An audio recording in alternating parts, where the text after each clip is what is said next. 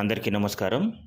ఈరోజు కొత్తపల్లి గ్రామంలో ఉన్న సుంకే ప్రభాకర్ అనే వ్యక్తి అనాథ. మరియు పాపం అసలు ఉండడానికి కూడా ఇల్లు మొత్తం కూలిపోయింది. ఇక ఒక సగం ఇల్లు ఉంది, ఆ సగం అయితే కూలిపోయింది.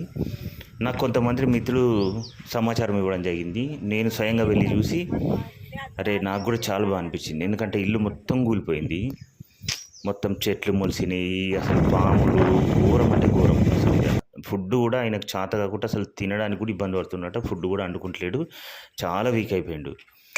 ఇక ఫస్ట్ అయితే నేను మన ఆశ్రమంలో జాయిన్ చేయాలని చెప్పేసి అనుకున్నాను.